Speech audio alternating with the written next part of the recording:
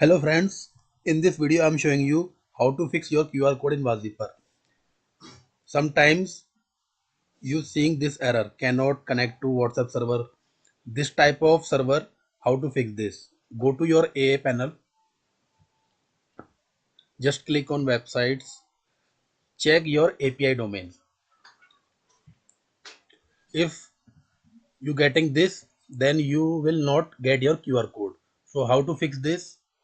Just go to your AA panel and check your cron. Here click edit. Here you need to check WA after root what is the name of server file. So here WA server is server file. Go to terminal, click cd space WA server. In the WA server you need to replace your server folder name.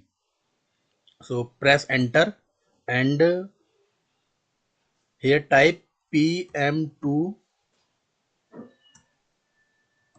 start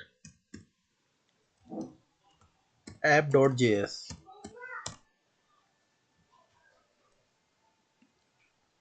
Now check.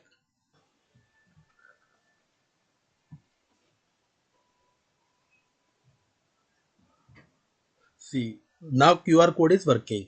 Another you can check this. Now check this. This is working.